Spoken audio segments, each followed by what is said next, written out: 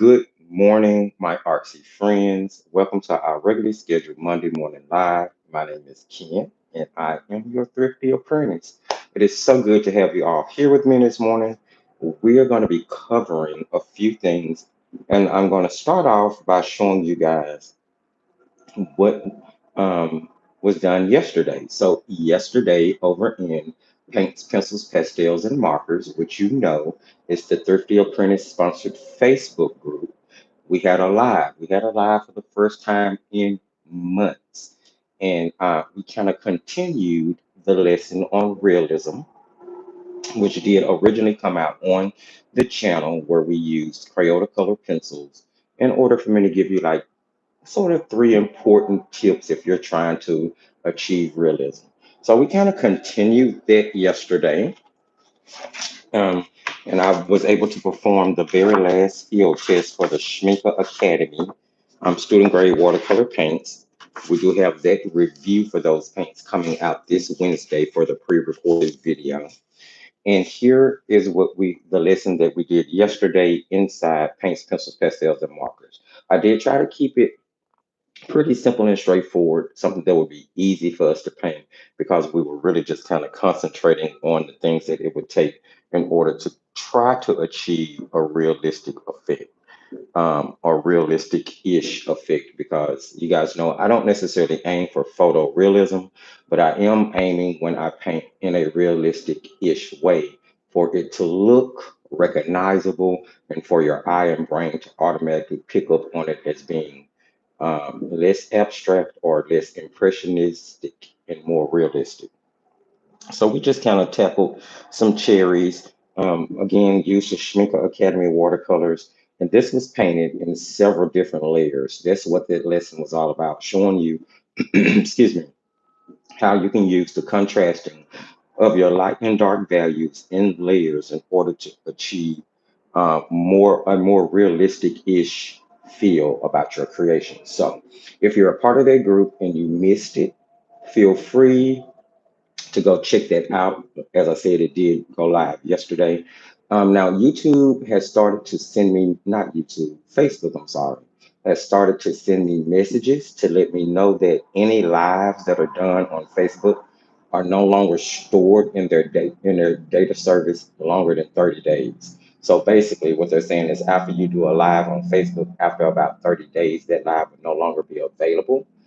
It's up to the person that did the live to download it and make it available again. So it's up for about a month. So you do have plenty of time to go check this lesson out if you would like to. But so that's what went on yesterday in between me continuing to shoot the review for the Schminker Academy watercolors, which it's taking a little work. It's taking a little work. Trying to put as much information into that video as I can about those watercolors. Now, today, let me see, is that all I wanted to share? Oh no. One other thing that I want to share, I don't have any new products to show you guys. I am still working on getting the entire mailing situation situated. Let's jump back into our live today. So next thing I'm going to share with you before we jump into painting, I promise you we're getting there. We are getting there. So first thing I'm going to show, I want to share with you my springtime um, travel kit, right? So typically I do an entire separate video on travel kits, putting them together.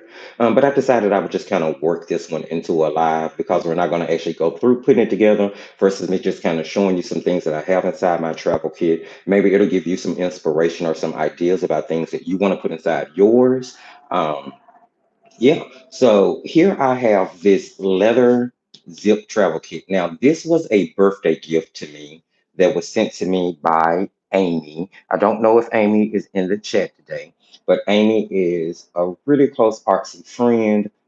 She's become a really close artsy confidant, and she is also a member of DACA, which you guys know is the Defiant Arts committee that sends in things to be tested and reviewed. So, um, my birthday last year, May of 2024, I got this beautiful package that she sent for my birthday, which was this travel case with my name monogrammed on the front, which I was in love with So, and I'll be honest, it was precious from the beginning. It took me a minute to even put anything inside of it. Some of you may have seen it before, but you know how you get those gifts that are just really close to your heart? It just feels so special that you don't really want to use it, sort of like art supplies sometimes. But I finally started to put things in it and store things in it now.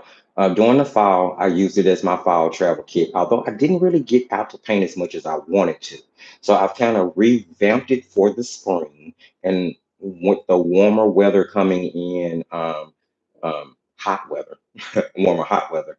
And I'm not sure whether or not we're going to be doing the time change thing this year. I know that with all of the legislative talk and rigmarole that's going on in America right now, one of the things that's being talked about is the elimination of daylight savings time. So I'm not sure what's going to happen with that, if we won't spring forward or if we will spring forward and then that'll be the last time change. Who knows?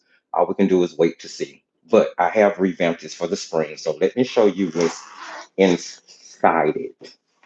So inside, I have all of the things that I think I'm going to need that would give me plain air accessibility, urban sketching accessibility. And the idea for me putting all of my spring things inside came from this book, another gift that was sent, or another item that was sent to the studio for testing and reviewing. So I finally have cracked this one open and started to read through it and familiarize myself with the text, kind of do some of the lessons from it, just so that I'll be familiar with what I'm talking about once I decide to actually share the book with you guys in its entirety. But basically, it's a house sketching book, and it's by Albert Kiefer, and it's urban sketching mixed with ink and wash line work, mixed with not putting too much pressure on yourself, not worrying about things being exact or precise. It's actually a really informative book. And after reading the first chapter, or so you see, I make notes as I go along. After reading the first sections or so, the idea came to me on what I wanted to do for my spring palette, and I really put it together so that I can work out of this book on the go. So let me just show you what I have here. Of course, in the very back, I do have a sketchbook. All kits need a sketchbook. Many of you may remember this. This is a custom sketchbook that I made here on the channel. You can find it under the DIY playlist. As you can see, it has a Christmas painting on the front. So this is done in 2023, but I've never actually used the sketchbook. And it's one of the tab bound sketchbooks that we put together.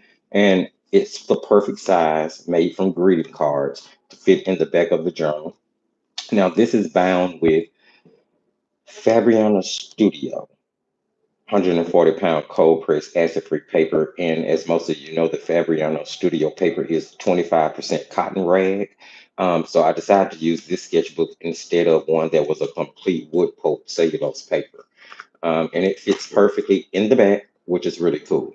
I also have included a multicolored pencil.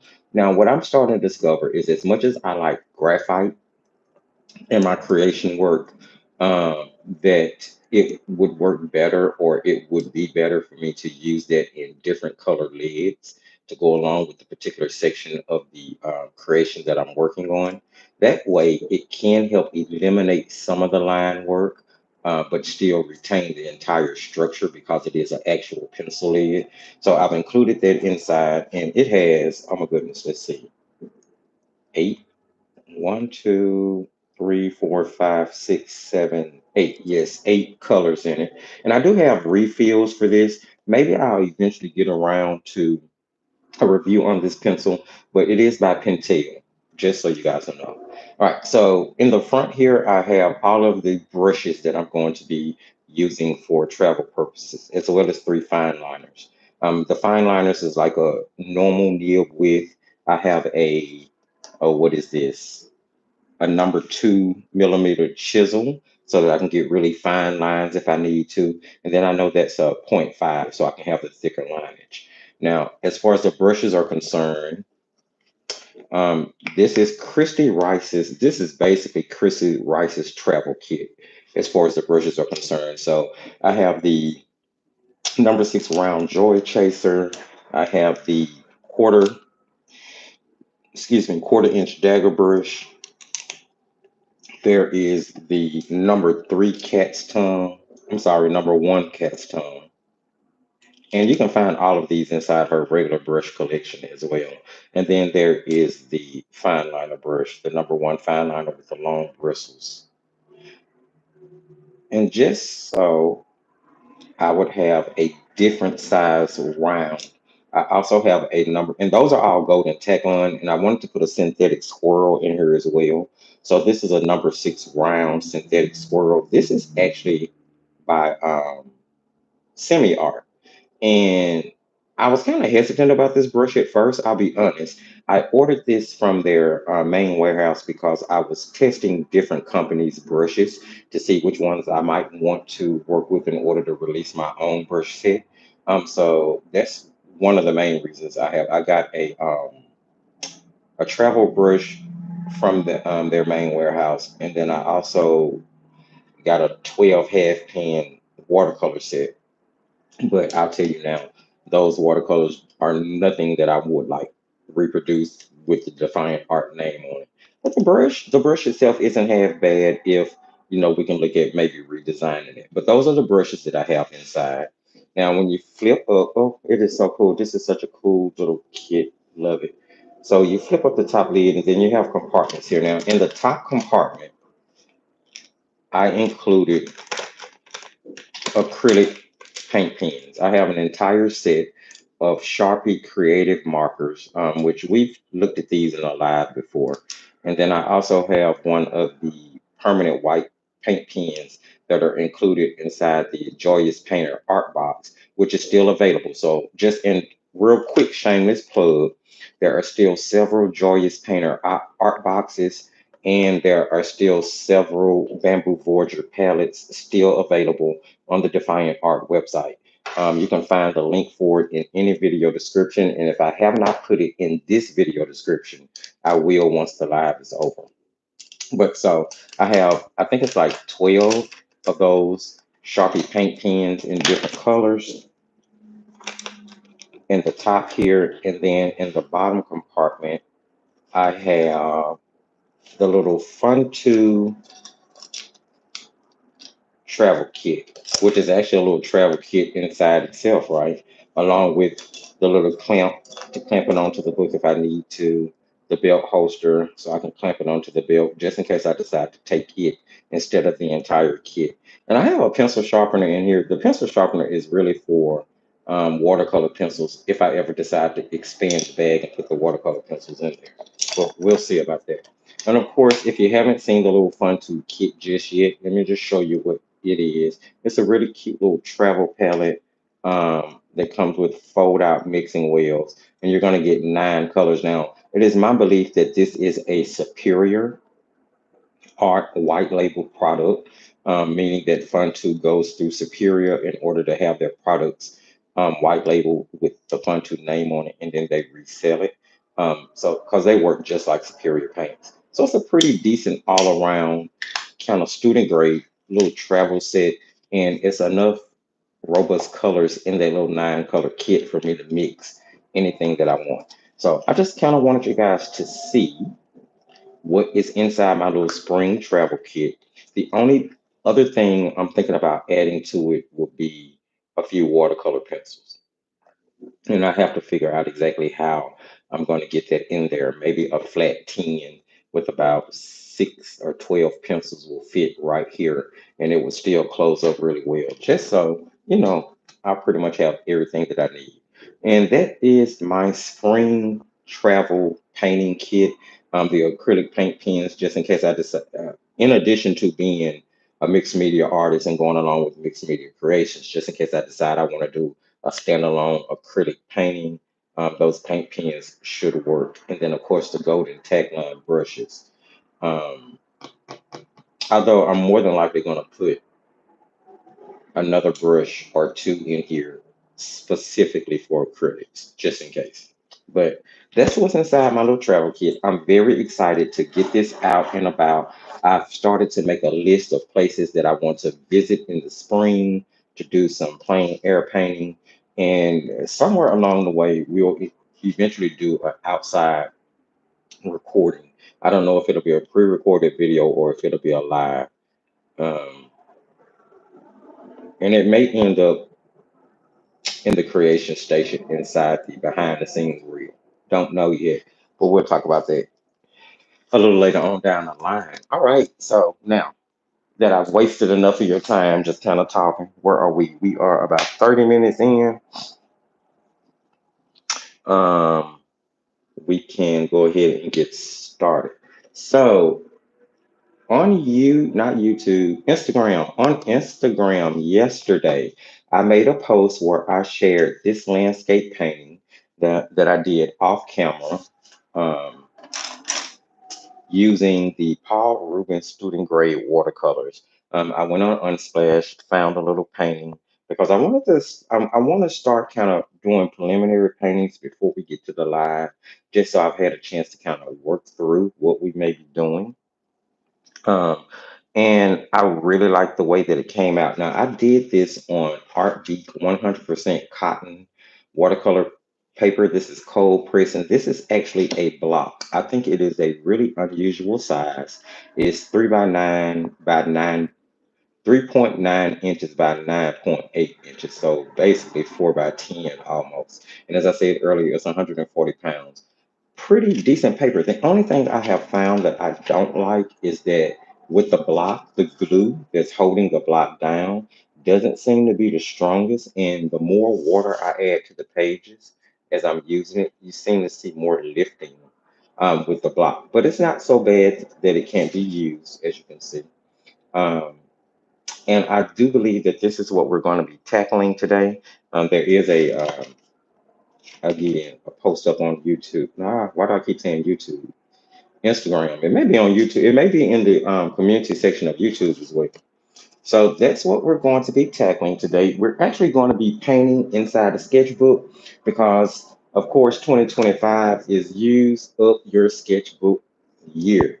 We are going to use as many sketchbooks as we can. So I've decided to paint inside the Stillman and Birn Zeta series mixed media sketchbook. Now, most of you may remember this. This is a sketchbook that we got into the studio and started to use and test out back during Inktober, which is October 2020, 2024. And for it worked well. We got some, like we did this bow tie with the Derwent line and wash set, if I'm not mistaken. And then there was the little like shaving brush that we did, which turned out pretty well. And this was just showing that it took ink. It took the ink really well. So not too long ago, last week, yes, last week inside the creation station of Patreon, we did this landscape where we were once again testing the Shmika Academy paints, just so I could get a little bit better feel about how the mixed media paper worked with watercolors versus inks. And I really feel like it turned out well. It took the gouache well for the little white flowers in the front. So this is the sketchbook that we're going to be painting in today. So if you're not familiar with the Zeta series, then maybe this will be your first experience with it. Do I want to do this single page or do I want to do this full spread? I think we'll just use the very, turn the book over the right way.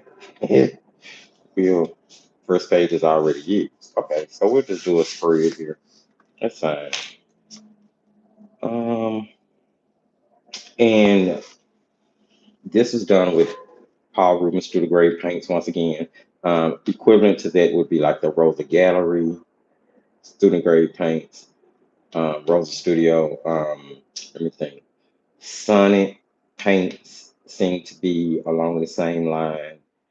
Uh, hmm, there's another brand. I can't think of it off the top of my head. But Rosa Gallery Studio paints, Paul Rubens student grade paints, Sonnet, which is the student grade paint to White Knights. They all seem to come out of the same factory. That's just my opinion. But any of those three sets seem to work really, really, really, really close, in my opinion. All right. But for today's live, I am going to be using, oh, I'm sorry. And I also did, this is actually mixed media, if the truth be told, because I also used some of the Zebra Click Art water soluble pens. Now, as you guys know, every week now I'm pulling out a product that I haven't used and using it because there's no sense in having products just sit up going unused. So this week I put into my little cup the Zebra Click Art pens, and that's what I've been using, sort of mixed media wise. The paints we're going to use are, okay, white label by Mungio. Again, another product that, trying to use up products that I just have sitting around. Now, this is a master set that I've put together. This is actually four different sets of paints in here. The first three sets all come from the same brand. They're all um, premium. Now, you may also have the Jane Davenport paints, which I believe are from the same maker. I believe they're all made by the Mungio company. So that top row is the classic set of paints, the 12 classics. That row right up under it is, I forget what they call that set, but it was nope, wrong one. It's this one. What are they? Is it on here? The terrain. That was the classic set. This is their terrain set. And that's a swatchy Fred. And then the set right, this set up under it was the one that I used the most, and it was their tropical set. I felt like it had the most versatile colors in it. As you can see, I've used those quite a bit. And then this very bottom set of paints down here is actually the Arteza 12 half pan watercolors, which I'm gonna be honest, I don't really like and I don't really use a lot, but I do have them in here, just because it did have a few different colors from these sets, and your paints will work together. So we're going to be using this master set of paints today along with the clip art pens.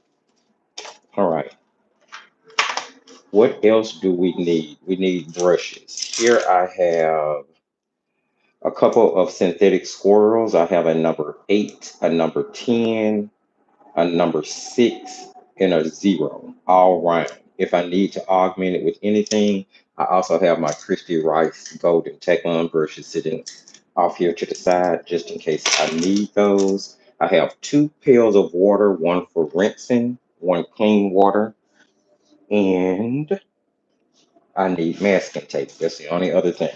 So I'm going to go ahead and take off our paper so we can get started. And in the meantime, I will be looking through some of the comments to see what you guys are talking about. Okay, so I am going to go ahead and block off our landscape here.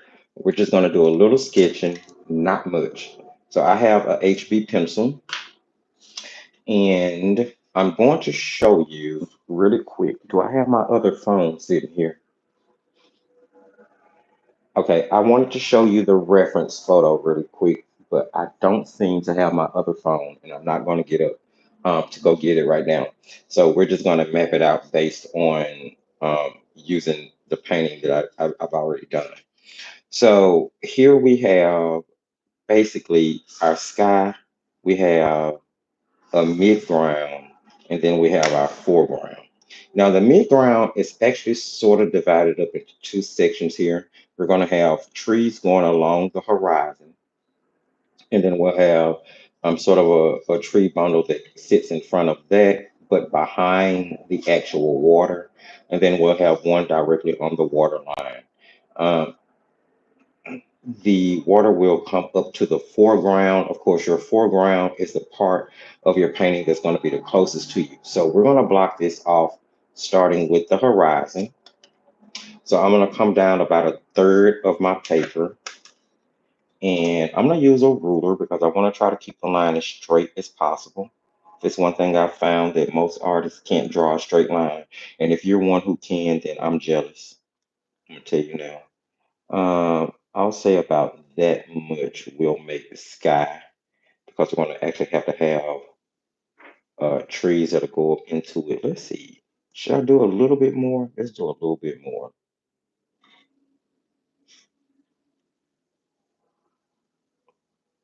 Mm, maybe not. I don't have, do I have as much real estate here? Yeah, it looks to be about, okay, it looks to be about as wide. So I'll put my horizon line in here.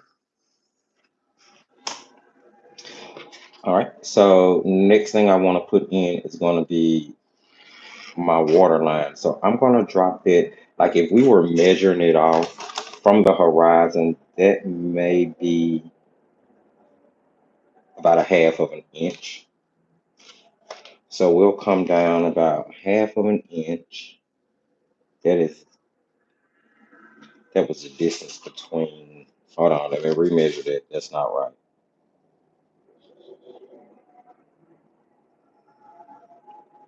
Yeah, maybe it is. Um, let's see. I'm gonna make it about an inch wide, just to give us enough space for that foreground.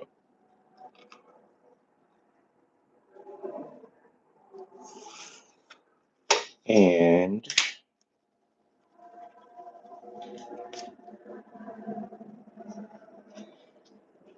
seems crooked.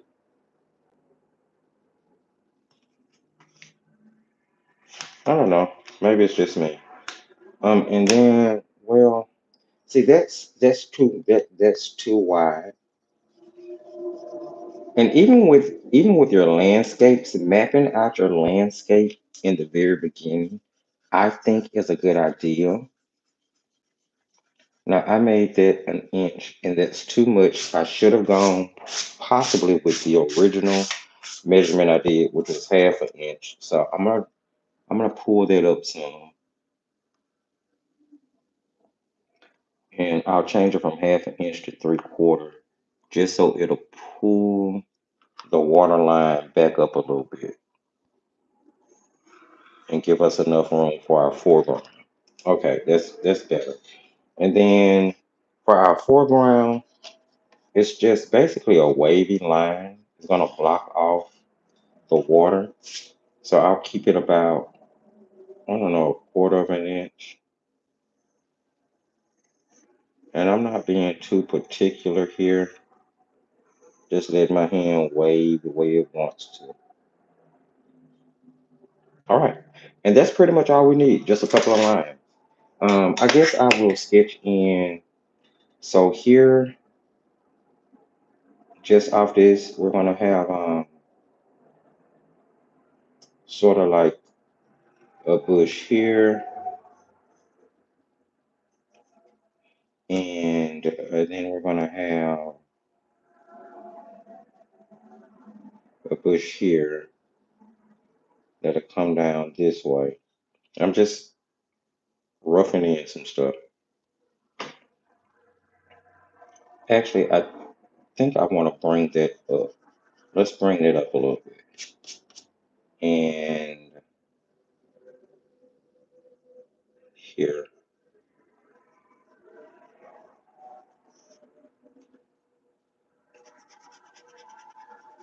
and I'll just erase that horizon out of that. And same thing over here.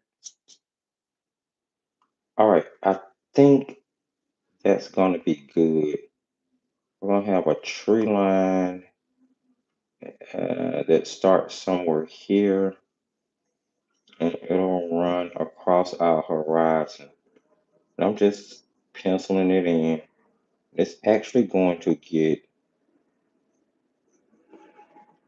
thinner as it runs into this particular tree, which we're going to have to bush. We're going to bring it up just a little more.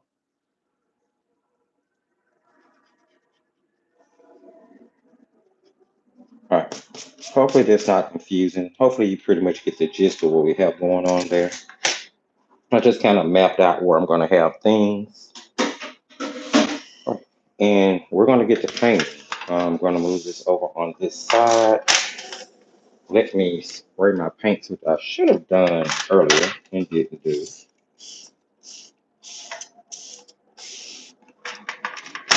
Okay.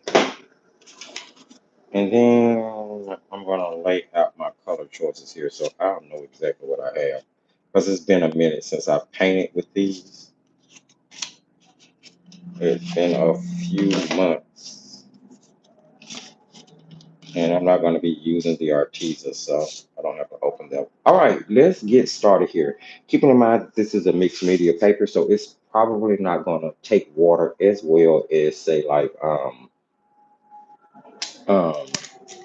a 100% watercolor, a 100% cotton paper would, or even a regular cellulose paper.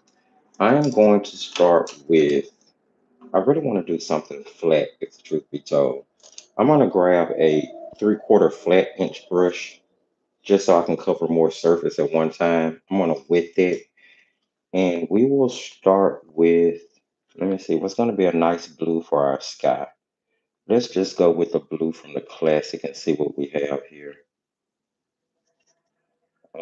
I will mix that with a little bit of this ice blue color.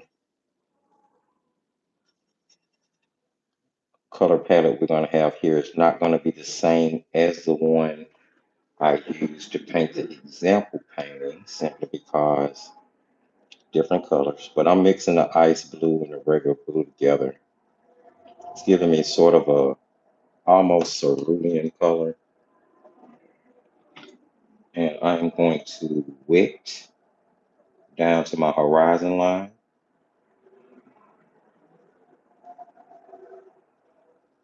This is going to dry much faster than regular watercolor paper would. So I may have to do a little finagling here.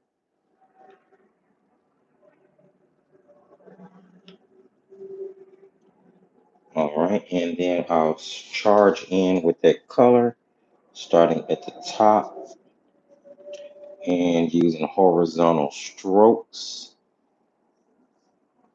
I'm going to start to put the main concentration of the color at the very top, and then we will work downwards.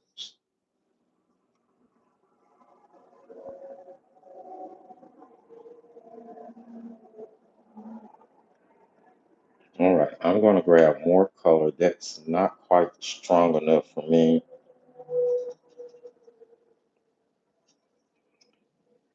It's been a minute since I used these paints. All right, let's see.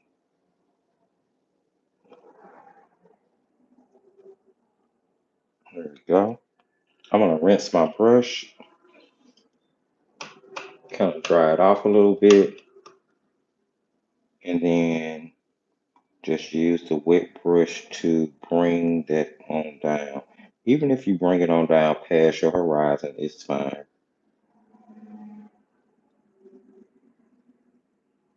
Now a you can grab a what was I about to say? You can grab a paper towel and kind of blot you out some clouds in the background if that's what you want to do. As you can see, I didn't put any clouds in here, just kind of kept all the color mainly at the top, and then it gets lighter as it comes down to the tree line. So I'm going to try to keep that same effect here. And we're just going to let that be just like it is. With that being done, we're going to go ahead and jump down and do our water section. Now, our water section is going to have quite a bit of green in it. So from the very beginning, we're going to go ahead and start mixing some of that green into the water. Um, Maybe you'll get sort of like an algae feel on top of something. So let's see. Let's switch over to, well, I want to continue to use the blues. So we're going to stay with the ice blue and the blue from the original set. And then into that, we will mix, let's see, the fern seems to be the most sap of the greens. Um, so we'll go with fern and we'll go with this vine leaf, those two colors. Um, I'm not sure what they If I had to call them, there would be like a sap green and a green that leans more so towards olive. So those would be the two that we're using. I'm gonna go ahead and again wet the water area up to my horizon line. I'll be a little bit more careful. But this doesn't, like I said, this is Vic's media paper, so it doesn't want to hold the water as much or as well as like a watercolor paper would. And if you happen to paint down into your little foreground area, that's perfectly fine. All right, and then again using horizontal strokes, I'll start at the right up against that horizon line, and I'm gonna pull that color all the way across my paper. Hopefully the whole thing on screen? Yeah, it's on screen. Okay. Now, here's what you're gonna discover. You're gonna see that I put color in certain places, leave white in other places. I'm doing it twofold. One is we're gonna be leaving sparkle in the water, and two, we're gonna be working in some green. Now, this is gonna dry really quickly. So I'm going to quickly grab some of the fern color I was talking about. Get a little of that in the water here and there.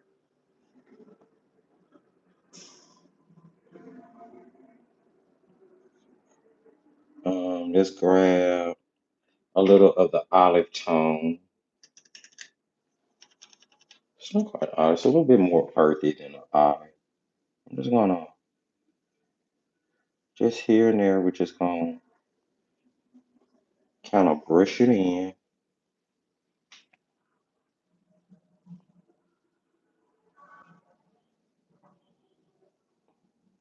It doesn't have to be perfect. You're just kind of letting the colors blend on the paper. I'm gonna grab more of that blue,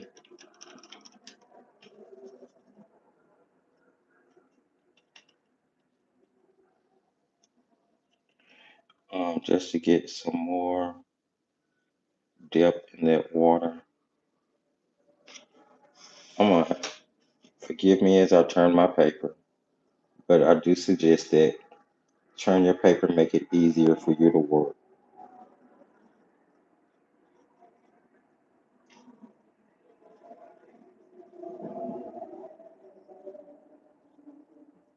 This color scheme is a lot different from the one I painted the original with, but we will get the same feel.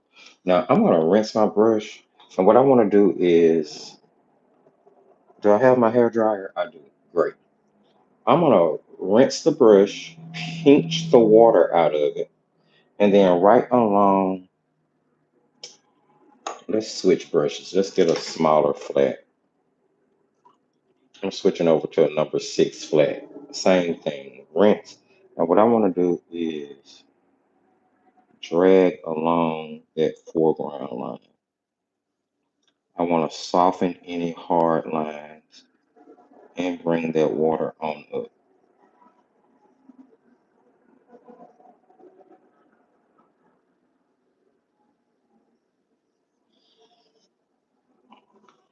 Now you can do any adjustments that you want to do.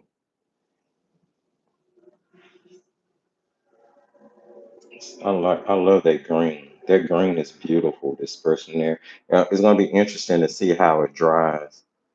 But that is a beautiful green. Just gonna just enhancing some colors here and there, making sure everything goes up to the horizon line. You can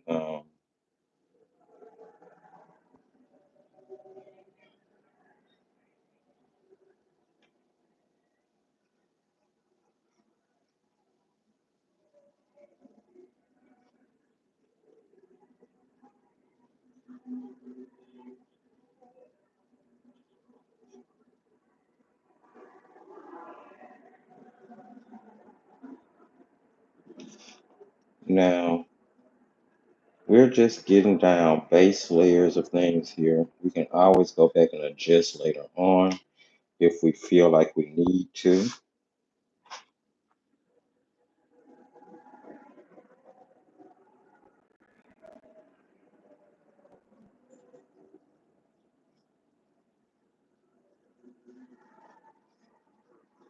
Okay, I think I think that's gonna be all right.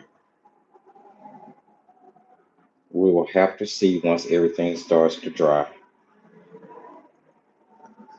We're gonna get a sky just a few minutes and then we'll jump right back in. So I'm gonna grab the number 6 round. I want something that's gonna be soft but not hold too much water. And we're gonna go ahead and start tackling painting that tree line along the horizon. So I'm going in with, we want to keep the same greens that we've been using. And if we're going to mix anything darker, we'll add a little bit of the blue that we've been using. So let's see here.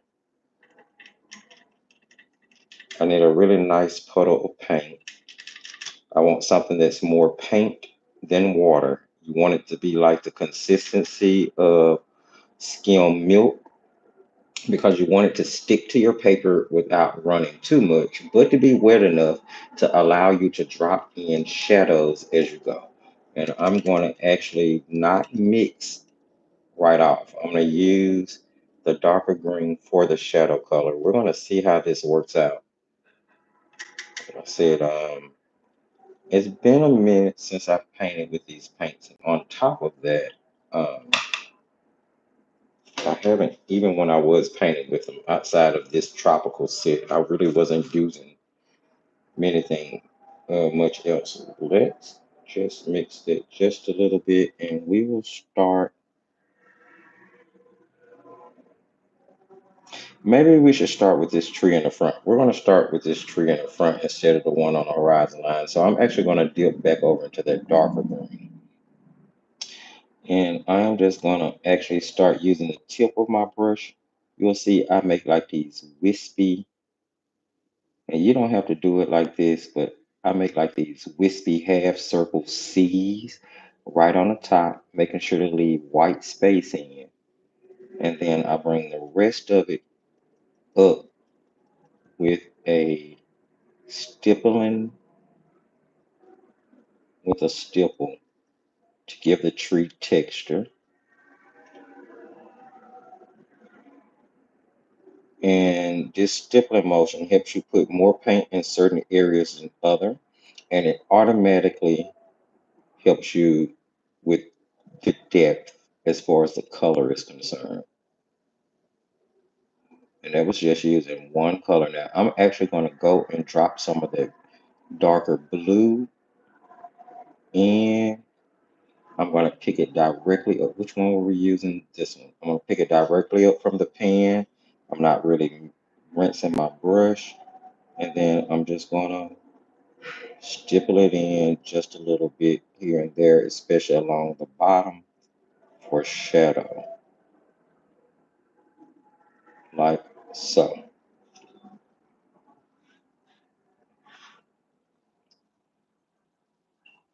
Very, very different paint formula from the very, very different paint formula, but we're still going to get sort of the same effect. You can see that the greens in this set were completely different from the greens in this set, but that's okay. We have several different greens here, and I'm not shooting to replicate this versus using it as inspiration to paint what we're painting today. While we're giving that a second to dry before we attempt this tree line that goes up behind it, we'll go ahead and tackle this bush here that's right on the front along the water line. And I'm going to actually use the exact same greens. I'm not going to switch it up. I'm going to go ahead and mix a little of the darker green with that lighter one we were using. And we will start with the same motions on this side. I'm just going to start with some wispies on top, kind of making Have circles, have C's, and I'm gonna block in where I want it to be and get to the end and automatically start putting up a few wispy grasses there. And then I will go back and stipple in the rest just like we did on the opposite side.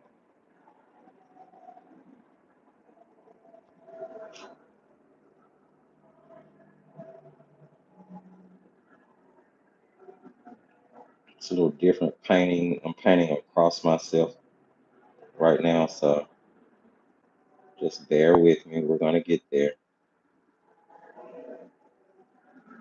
And I am leaving those white spaces, as you can see. It adds texture, and then it's gonna be really nice against the darker blue we'll put in. I'm gonna bring that right down to under where the grass is.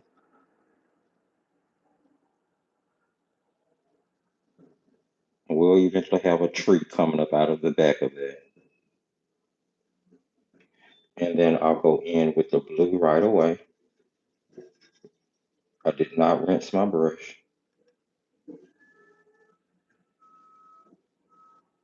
And it's a lot more blue on it this time. That's okay. We can kind of stipple that out.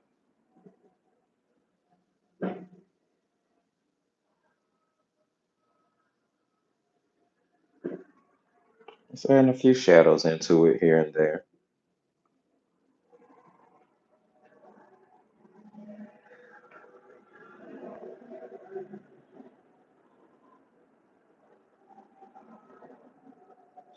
Okay. And I actually want to add a few of those darker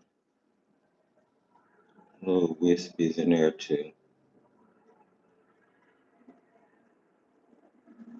Like so. Just along that waterline. Why not, right? Okay. So far, so good. Next, we're gonna do that tree line in the back there. And we will start with the lighter green. And the thing is, we kind of want to push it back. So we really want that tree line to be a little cooler in color. I'm not sure if you can see that, but although it was darker here because it came towards us, there's actually a little bit more blue mixed into that green. So what I'm going to do is use the lighter green and mix it into that little puddle that we were making with the blue and the darker green.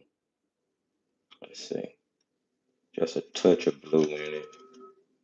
I want just enough to push it back because we're definitely going to be putting darker color in front of it. Just a little bit more.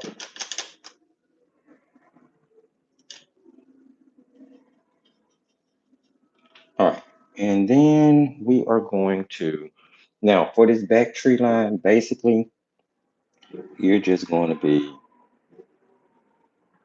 pushing upwards, right? Still making the same tapping motion, but I'm pushing upwards, kind of making some tree peaks as I do it.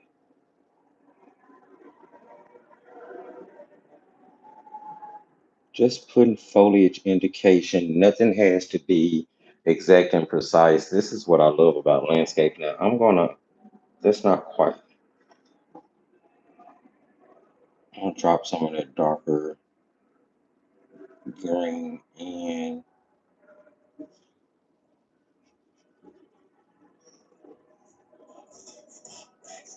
And then here and there, every now and then you will see me throw in a indication of like an evergreen.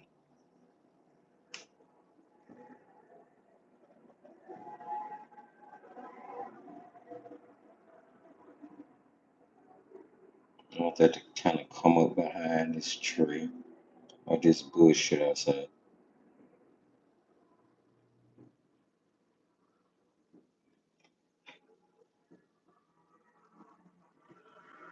And we'll put some more separation in there. There's actually not enough separation in that color for me. Let's add a little bit more blue to it. Ooh, that's a lot more blue. That's too much.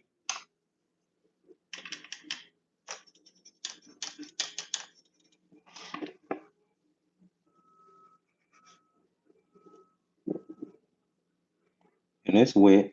It is wet. And that's okay.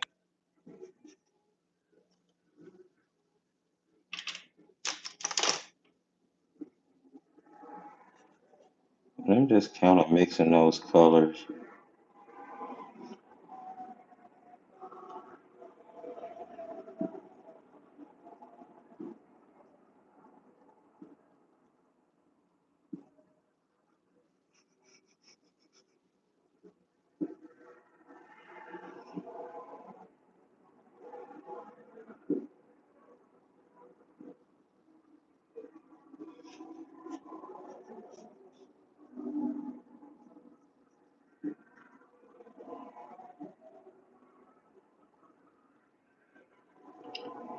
And I'm really not trying to be too, um, what's the word I'm looking for here? I'm not trying to be too perfect. That's not the word I'm looking for, but you know what I mean. I'm not trying to, like photorealism or anything with this. This is just,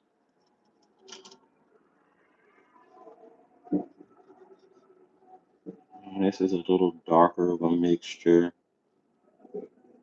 Kind of tap some of it back into where we were.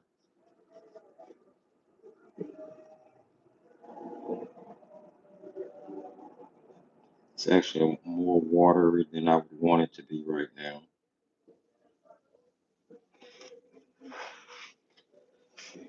And as you can see, because it's so watery, I don't have as much definition in it as I would honestly want to right now, but that's okay. I promise you, it's all gonna come together and it's all gonna work out in the end. Let's see if I can grab a little more, a little less, and go a little less water so that the marks actually stand out a little more.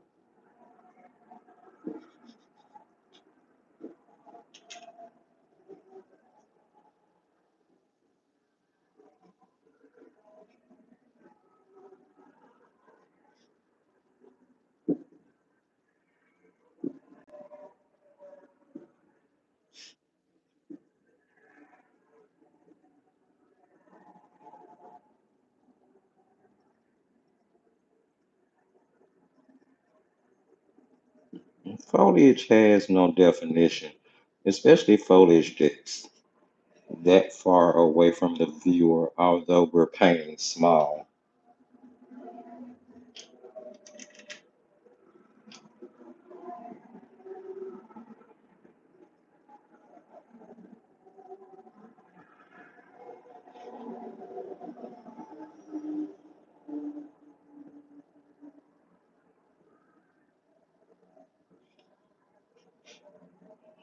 Really tiny.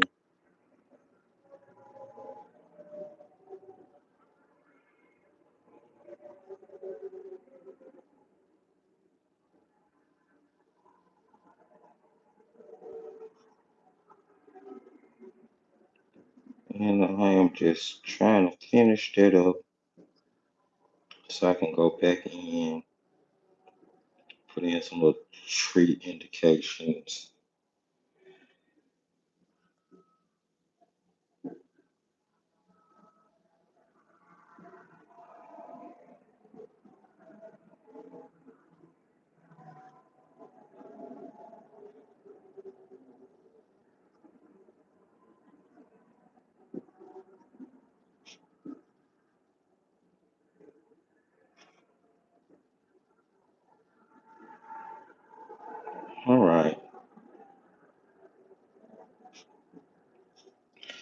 Now I'm going to give it just a second, or do I want to go right back in with the blue right away? Just as nope, don't want to go in with that right away without again having a little water in that. That was a little too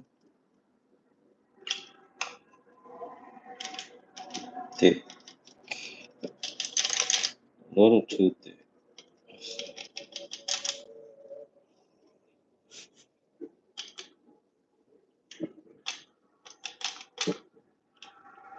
I'll be honest, I'm having a little problem with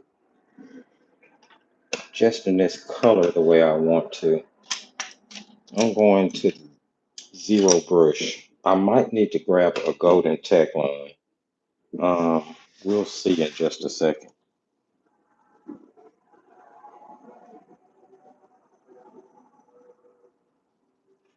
Let's see here.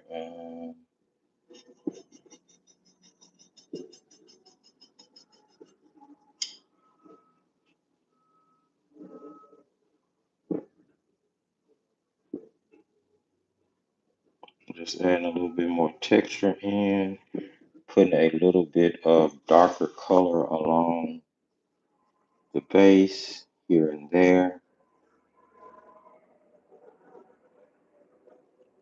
Sort of look like there's some depth in it.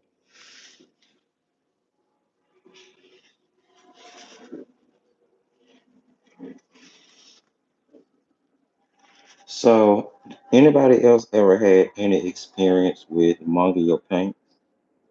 I'm just curious as to what you think of them.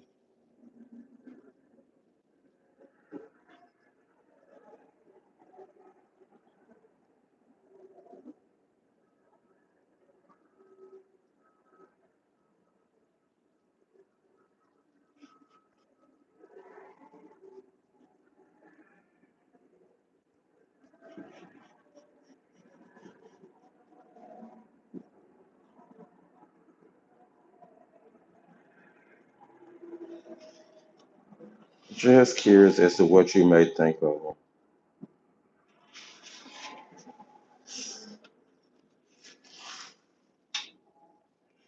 All right, now I'm gonna go in and just start putting in some indications of some evergreens back here. And I'm using the darker green color.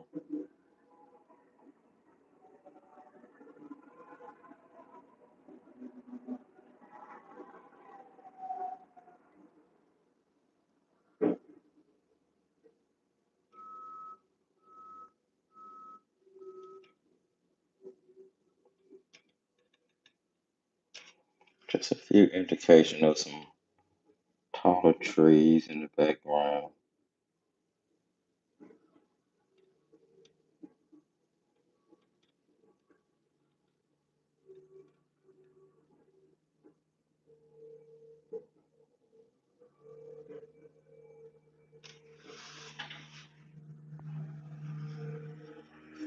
I'm using that darker color,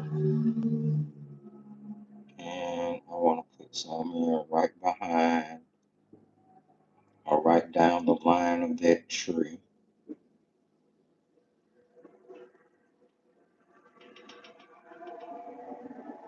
just for some separation.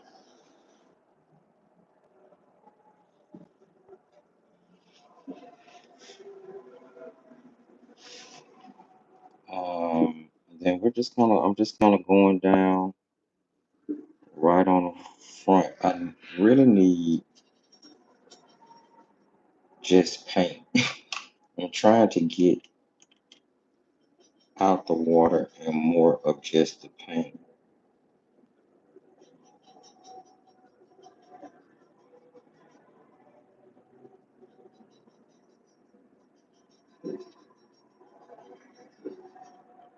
And then I'll put just a bit of paint in it to make it pliable. Here we go. See how we're doing.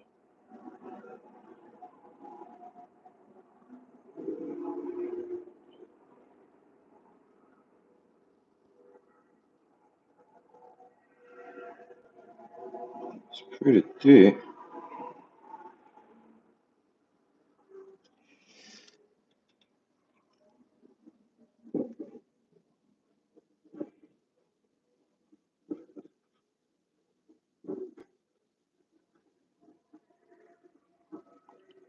Yeah, definitely much different paint from the if I had to just say, so I actually like the Power Room student grade paint more.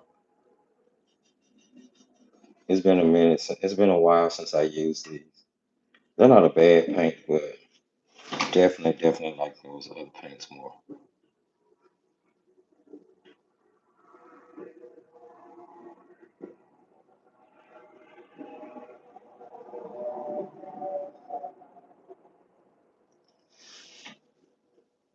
I'm just I'm actually doing more to this one than I did to the other one, if the truth be told. I'm doing more to this one with the paint. Because I feel like you guys know I don't mind telling you when I feel like I'm struggling a little bit. I honestly feel like I'm struggling just a little bit with this. It's not going as smoothly as I was anticipating. Um,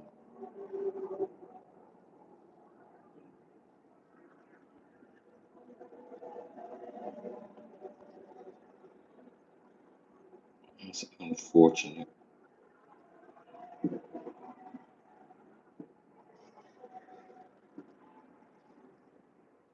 It's almost like I have to grab the blue and just mix it directly in if I want it to stand out.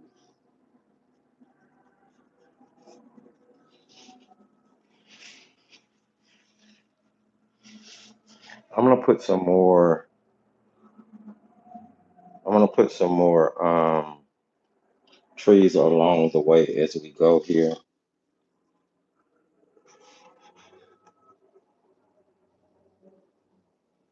Just some little twigs here and there. May put some brown ones back there for like some twigs.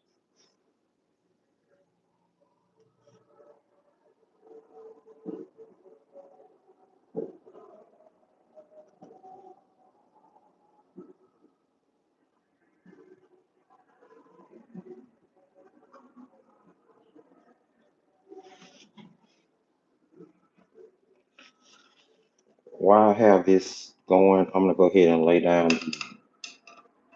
the grass here in the middle. I'm gonna grab the number just so I can have some contrast going on. I really want to see what all I have going on in this area. It's starting to build. I can see it. It's not coming the way I want it to, as quick as I want it to. I'm gonna grab that original green that we've been working with, and it's actually going to be used in mass tone. Add enough water to it,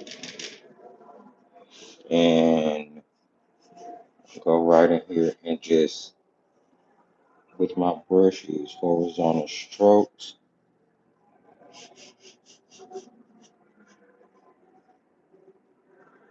Add that color in. I'm keeping it warm so that it'll come towards us.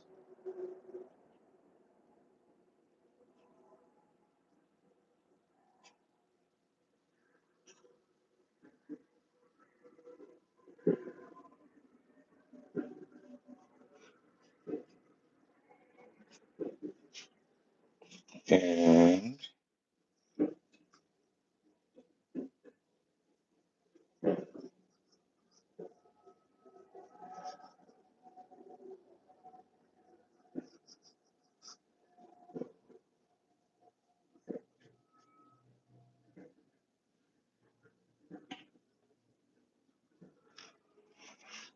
it's okay if it's a little spotty. I like that. It's giving it texture.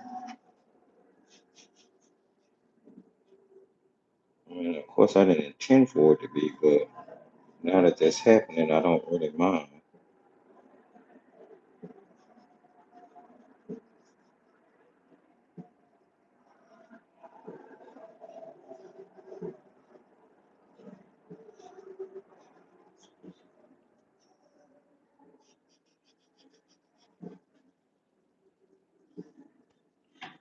I did paint that wet on dry.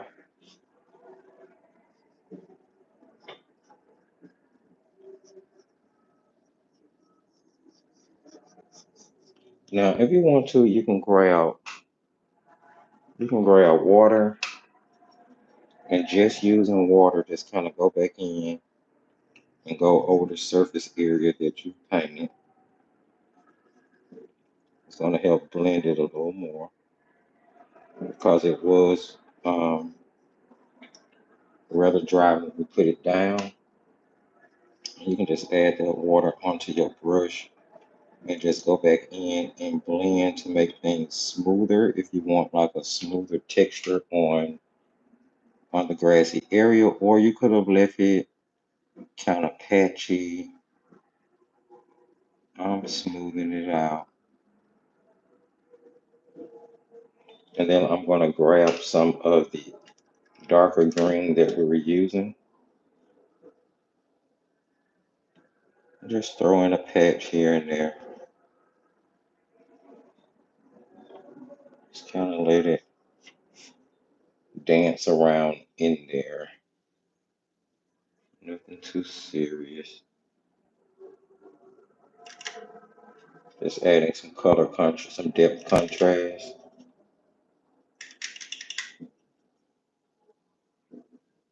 Don't want it too watery. I'm just kind of brushing it in there. Here and there. The value for what's going to separate it from everything else is going to be darker anyway. That's just to add some contrast to that really, really, really warm yellowish green we had laying there.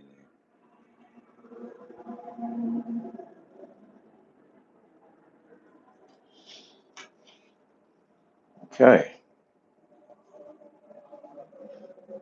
now we're definitely going to be adding color depth to a lot of this. Got quite a bit more of this to work on. It's going to be much more of a task than I initially intended for it to be, but that's okay. Let's see. Um, that's amazing. The water area still isn't all that dry. Let's see. I want to start on this end, putting in some of the taller trees in the background. One thing I definitely want to do is fix that area. That was just giving me the blue. All right, and let's see. I want to,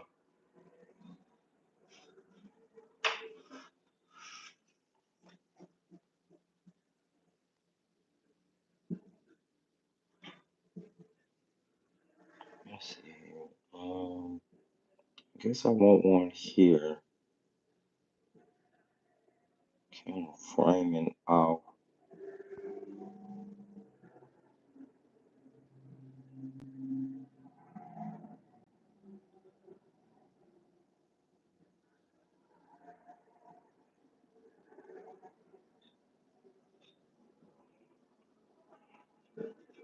Not quite the same as the other one, but we're getting there.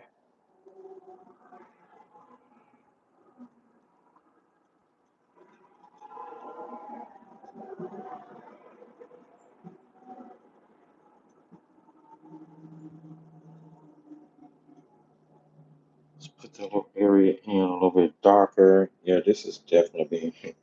I'm just kind of going with the flow. Whatever I feel is what I'm doing.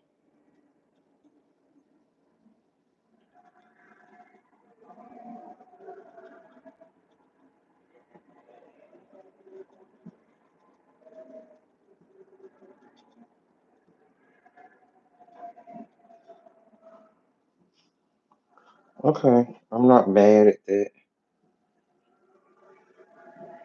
I am not mad at that.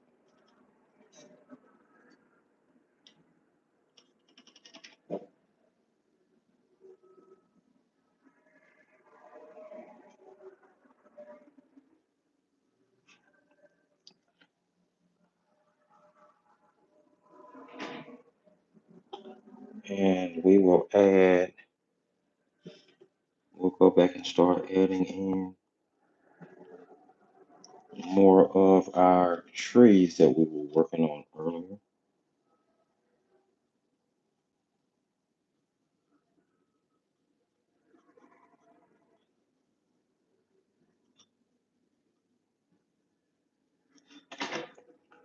And they're kind of indescript. Is that something? Yeah.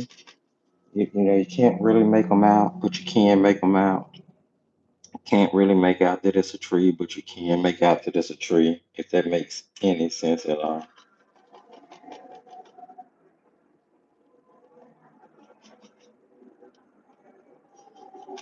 And I'm just jumping back and forth between the greens that have been put in the background.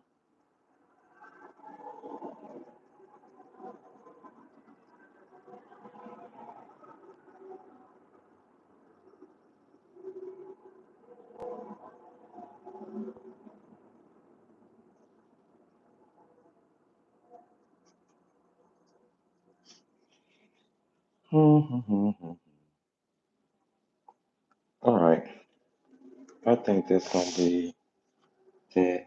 And here I'll put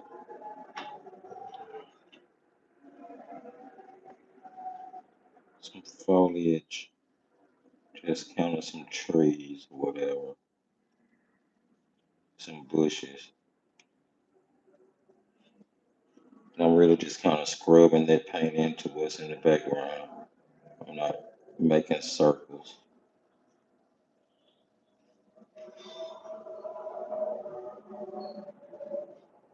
Okay, I'm going to grab at this point, I'm gonna go ahead and lay down the foreground, that foreground color. Let's see here. What do we want to use? I haven't used a red. I have been using green. Um,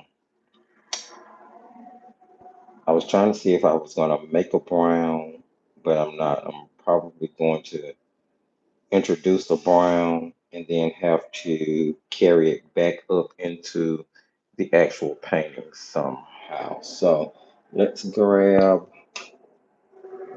we'll use, ooh, that's Cocoa. Mm, I like the tiki color. That's much darker. So that almost gives you burnt sienna a sand color. So let's try, what is it called? So I don't know, some funny name. I'm gonna try to pronounce it. Make a clown out of myself. All right, I am gonna wet this. I don't know how this is gonna work out for me because this is a mixed media paper, and um, yeah, we'll see. Again, it doesn't hold or it doesn't stay wet as long as a regular paper.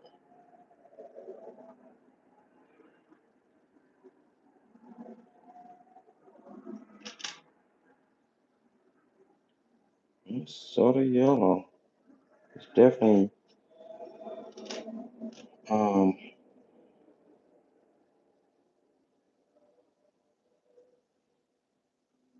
mm, it's definitely yellow.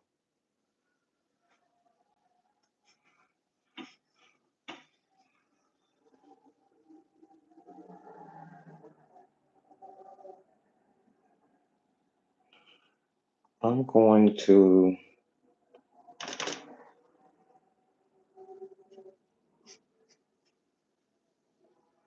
use it straight from the pan.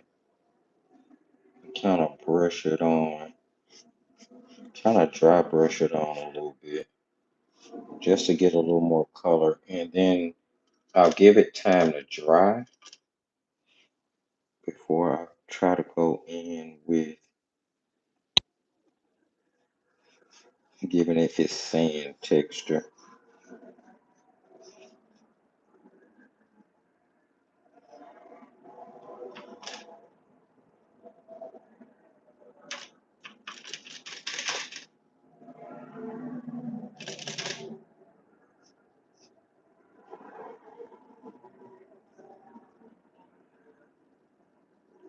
Now, the thing about this paper, in all honesty, is that I'm not crazy about it while I'm painting on it.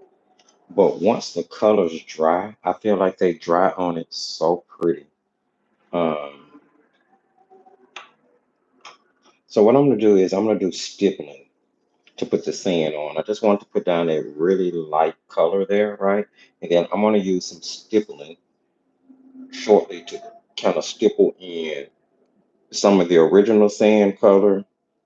We'll stipple in some let's see here. I'm taking this out of order, right? This is coconut, I believe. This color right here, this coconut, sort of hmm, not quite a flesh tone. It's not quite a brown. I'm not quite sure what to call it, but I feel like it's gonna work really well for the lighter sand texture. And then we'll go in with some tiki or maybe some cocoa. I'm thinking maybe some tiki. This is giving me more burnt. I guess that's giving me more burnt umber, or maybe Van Dyke brownish, and that's giving me more burnt umber. But either way, those two.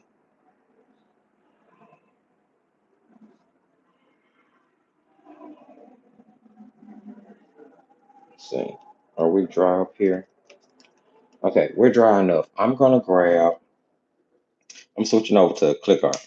And what I want to do is this is a brown from the click art, and I want to put in some indication of maybe like, I don't know, it may be a little dirt, a little land back there protruding out in places. You'll be able to see not much, right? It's just the land just kind of stick out here and there. And then maybe there's a twig here.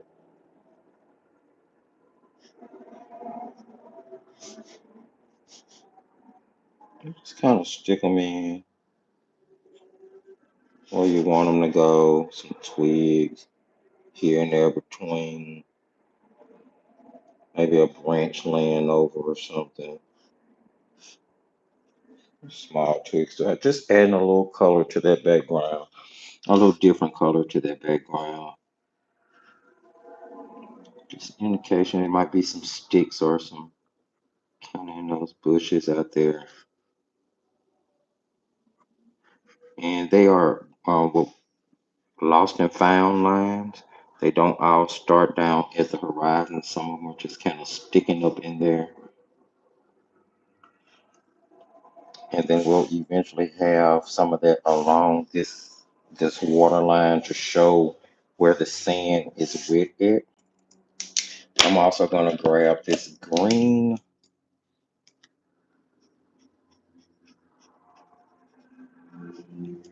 Is this the one I wanted? Yeah, this is the one I wanted. And I'm going to use this to start adding in also some different little color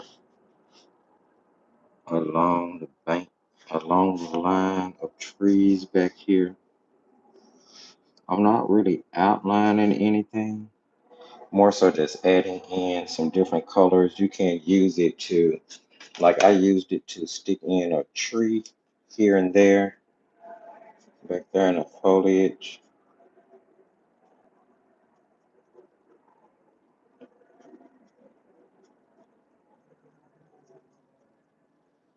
Just adding another tree in. You don't have to do anything like this. I just like having those little small details in my background. I feel like all of that adds to the overall feel of what's going on in your background. Like I said, you don't have to do any of this.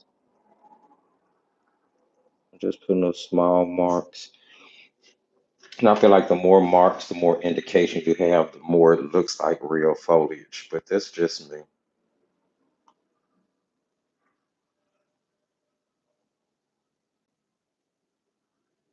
Just some. Okay, so I'm gonna end up putting here, put a few little grasses in front of that on the surrounding.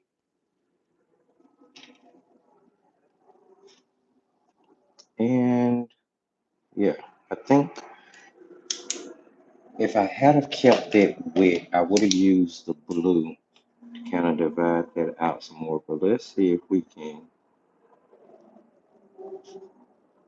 put a little indications and shadows back up in there so that you got some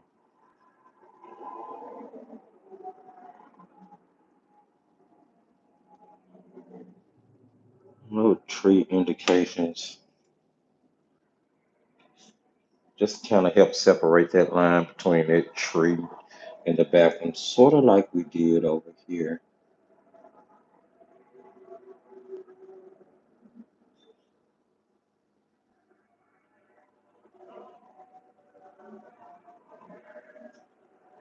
I don't really like that now that I look at it on the viewfinder. See if I can make that seem a little bit more purposeful. Just putting in some linear lines back there, straight up and down, nothing too fancy at all. Make it look like maybe tall grass is sticking up from behind it, just to help divide it off a little bit and push that tree, those trees that we painted back. But I don't know how I feel about that. We'll see. We'll see. We may have to do something else over with this little situation in this corner. We may have to do something else there. All right. Let's go ahead and do some stippling of, see if we can get some texture on our sand area so we can start to build that up. And then we'll start putting some shadows in the water. So I'm just going to, and then use my hand, my finger to kind of, oh, it's going to scrub the paper. Okay, so I can't necessarily use that technique. So I have this technique where I like to make sand, make it appear sandish. I will stipple in paint and then kind of use my finger to kind of finger paint a little bit just to diffuse it. But that might not work the best on this particular paper from the looks of it.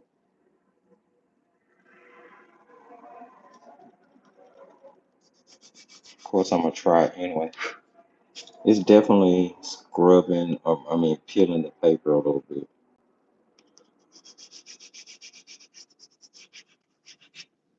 And most of you know my normal technique for this is to put down salt, but we don't have time to wait on salt to dry. So we're gonna see what building all these textures on top of each other will do. If it'll give us the sand effect we're going, the kind of mobile sand effect we're going for.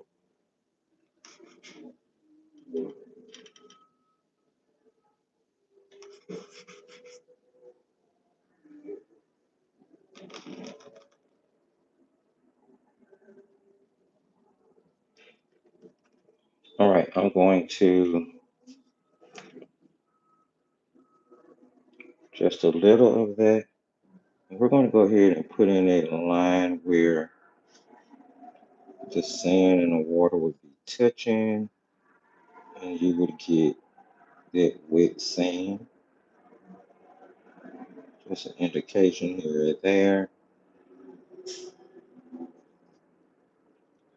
I'll be putting in a much darker one before it's all said and done.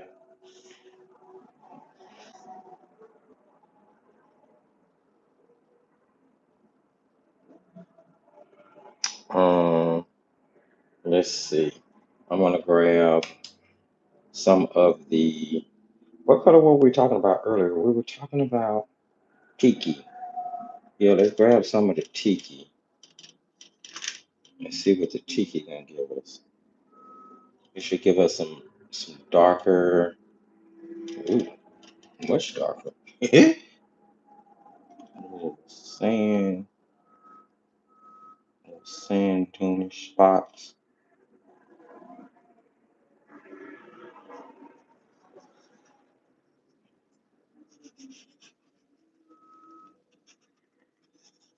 We're just putting down a little texture because we're gonna put grass on top of these. Now see here, I was able to like use my finger to scrub the paint down into um, the fibers of the paper without it like it did. Of course, and it wasn't like tearing on me or anything, unlike it is with this mixed media paper. Now, I originally heard of this mixed media paper from Lindsay the Frugal Crafter, and I've seen her paint on it a few times, and it seemed like it worked well. What I've discovered since I've had it is that it's a pretty robust book, but in my opinion, it works better with ink-based products, um, graphite, color pencils, not necessarily the best for water-soluble products, but they're working on it.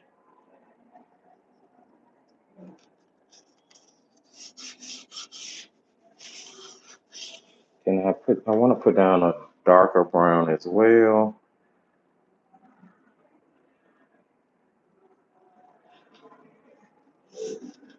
Um, but I'm going to take that tiki brown I was just using and redefine some of the areas along my waterline so you can definitely see the wetness on the sand.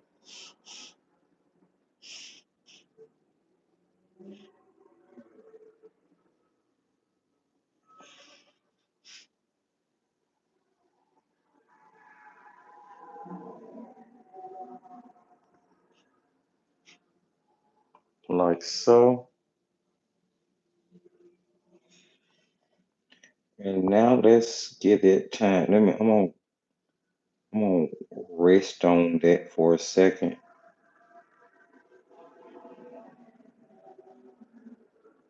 I'm gonna rest on it for just a second, and then I'm going to go ahead and start putting some of the shadows into the water line. I mean, into the water. I'm gonna switch back over to that number 6 flat I was working with at first. Where are we? Oh wow, we really 2 hours in. Yeah, this took a lot longer than I was anticipating. I'm going to use the darker green, water it down. The darker green mix I made earlier, water it down, and we're going to go in and start to just kind of shadow in a bush over here. And I do keep my strokes even with my shadows horizontal because I am painting water. I mean, I am painting, yeah, a shadow in water.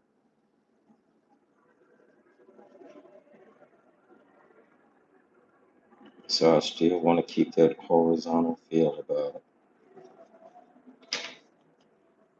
it. And actually, I feel like I need to, yeah, this paint is, now remember why I don't grab it on a regular basis.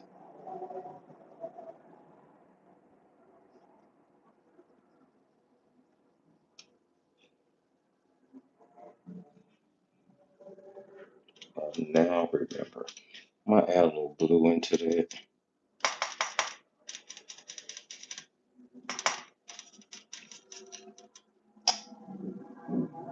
Um, yeah, see here.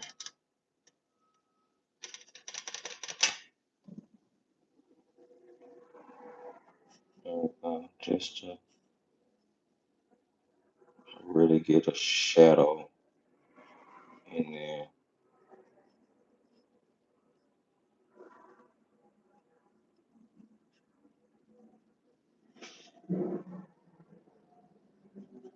All right, and I also I need one on this side.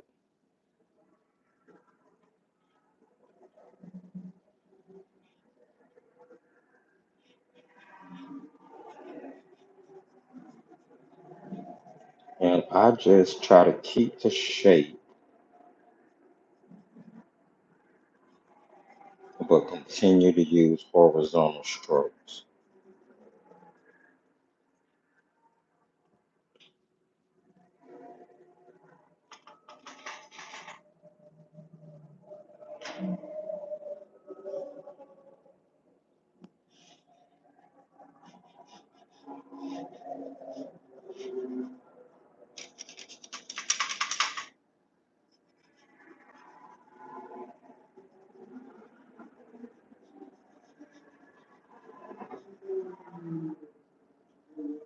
Now,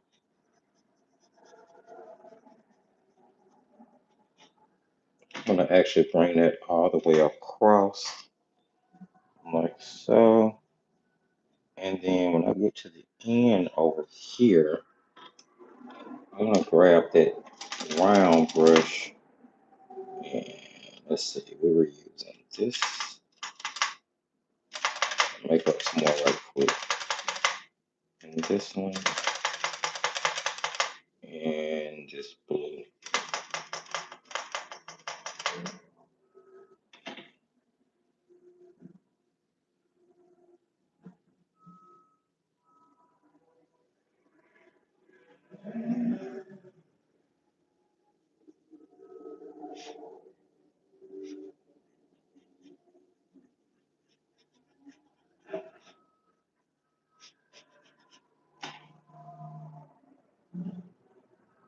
Okay, I'm not mad at that. I'm just adding a little bit more of that color into that shadow. Even though I switched over to a round brush, I'm still using horizontal strokes.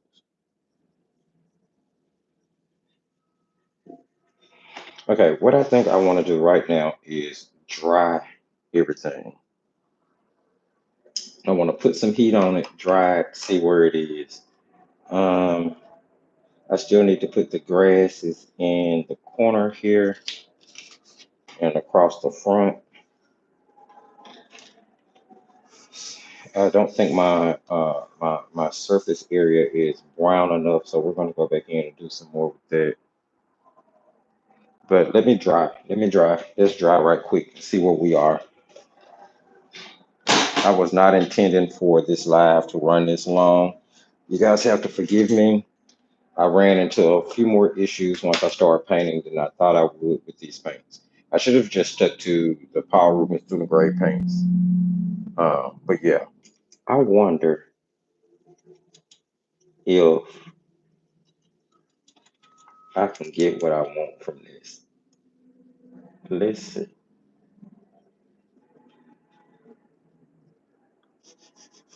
Okay. I'm down. I'm down for it. I'm down for it.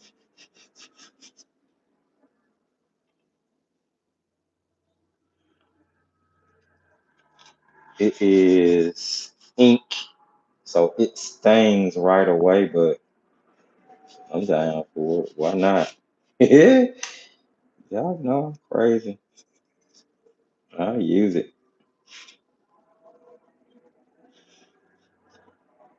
Why not? I have some back up in there anyway, right? Told you I'm trying to use up products. I'm trying to use products that I don't use on a regular basis because there's no sense in them just sitting in my studio collecting dust, not being used. It's absolutely ridiculous. So I am mixing media, making mixed media projects everywhere.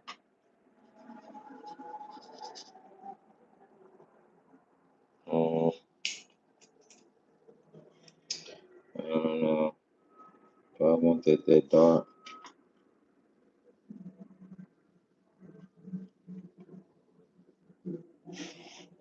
It is kind of dark, huh? Oh well, I've done it now. I've done so much to this landscape that I shouldn't have done, but I'm gonna keep doing it. This is the only way you learn and grow. This is how you learn what you don't like, what you do like. Okay, that's not bad. It's a little dark, but it's not bad. Let's go ahead and throw in some grasses up front. Let's see here. Um, we'll start off with green that the main light green that we were using. I'm gonna mix it directly into. Again, we want skim milk consistency here. You want it to flow off your brush. You're going to be using the very tip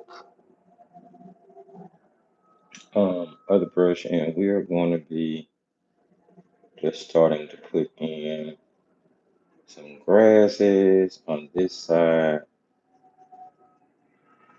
some that come off the page, some that go. And see, this is like one of those paintings where the more elements get added to it, better it looks. The better it starts to look.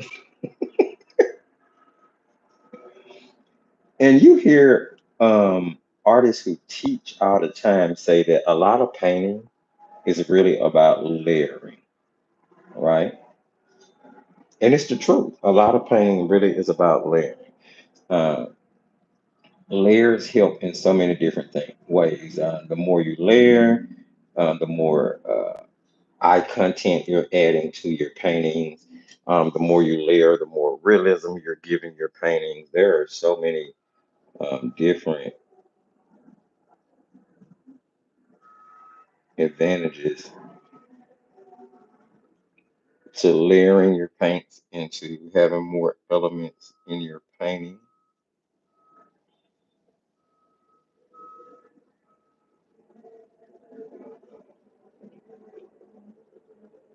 Absolutely.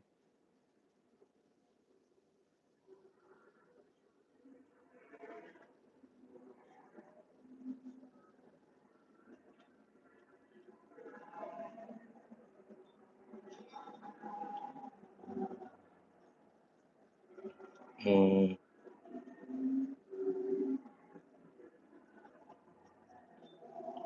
let's see here.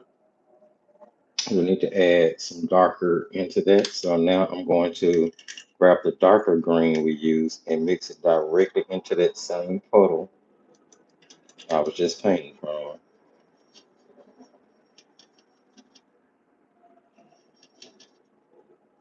And then we will go in with a couple of strokes of that, which is not going to be a huge difference, but it's going to be some difference.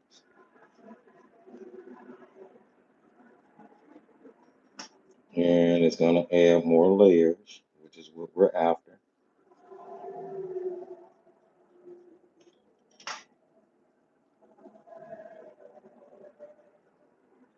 All right, and then I'm gonna take that same green and go directly into my blue, mixing it in, taking it darker. Put a little water there, keeping in mind we're keeping it skim milk consistency. And then I'm gonna go back in and add in darker grasses. It's just kind of making it look a little fuller, that's all. You guys can't see that, can you? I'm sorry.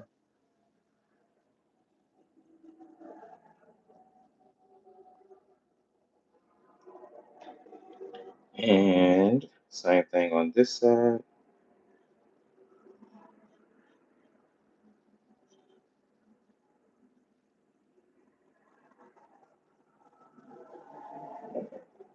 All right. And then I want to add in some with the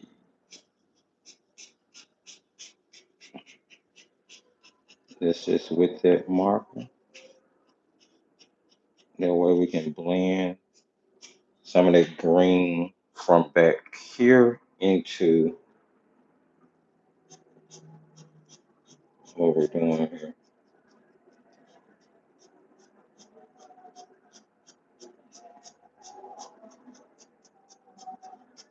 Just have to make it full. That's all. All right. Let's see.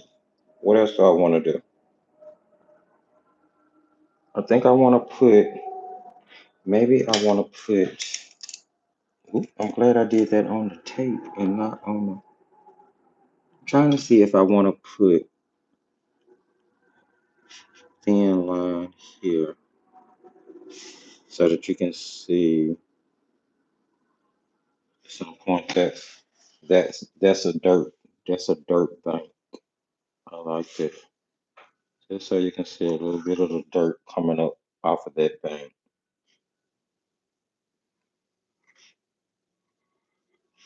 Absolutely. Absolutely. Okay. All right. This is not okay. See, I'm starting to feel a little better. I'm starting to feel a little better. It's coming out okay at this point. It is coming out okay at this point. Let's see. What other elements do I feel like I want to add to this? We've been painting long enough. I think I'm not sure if I want to put the little grasses in the front. I don't know. What do you think? What do you guys think? I think maybe no. I think I kind of like it the way it is. Hmm. I'll tell you what. I'm gonna go ahead and put my normal frame, and I'm gonna use this clip art pen to draw my frame this time. I don't know how this is gonna work out. We'll see. I've never used this to outline any other painting. It's super dark. I can tell you that. It is super dark.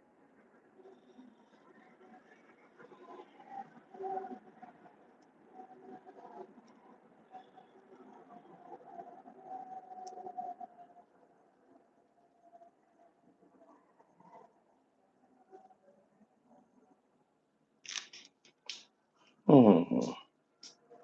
No, no, no, friends. We may have something that looks halfway decent after all. We are about to see in just a minute. I got off on a line just then.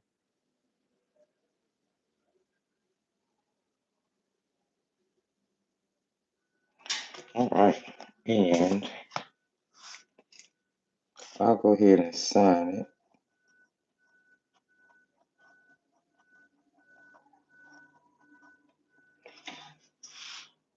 Hmm. I'm trying to see. Let's remove the tape and see where we are. I'm going to heat this with the heat tool really quick.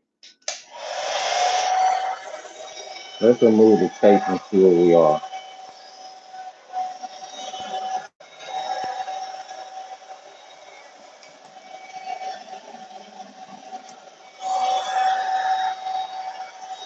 And just in case you didn't know, you can use your heat tool, your hair dryer. It loosens the adhesive on tape to help keep from tearing your paper.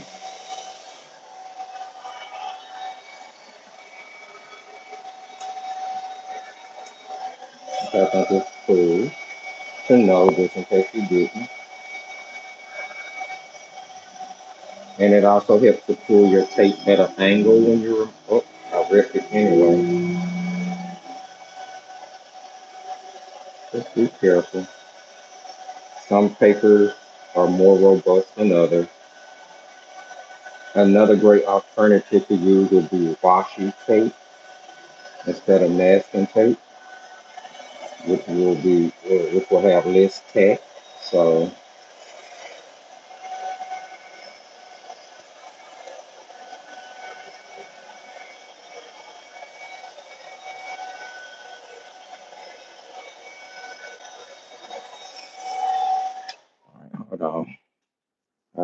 to, because I have tape wrapped around to the back end there.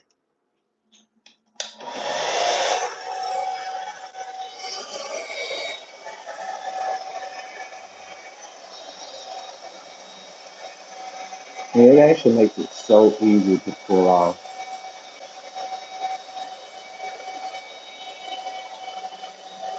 Takes a few more seconds than normal, but I am trying to keep from tearing up my paper here, so it's worth it. I got still pulled in a few spots. Oh well.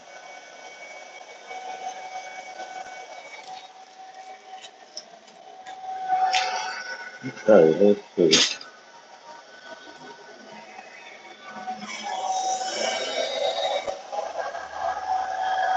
And I still pulled.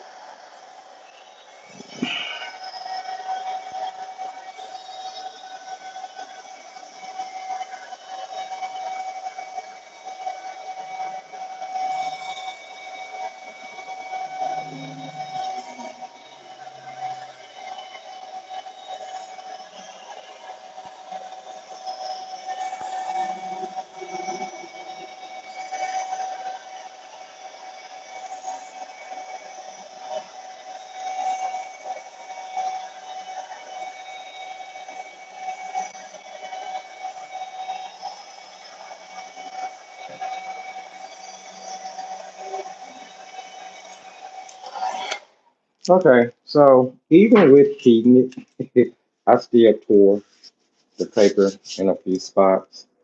Let's see.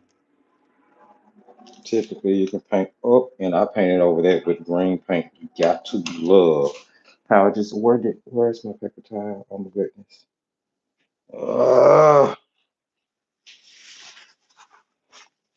See if I can block that up real quick. Okay, cool. Good, good, good, good. All right, let's really rinse that brush out to make sure I don't have paint in it. And you can just use clean water to hit the spots that you tore. It'll at least make the tear lay down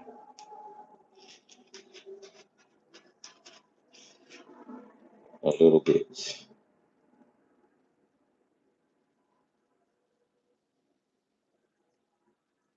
There we go. All right.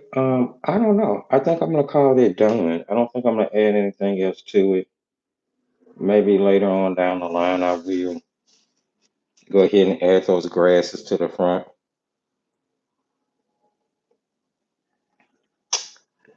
Yep, yep, yep, yep.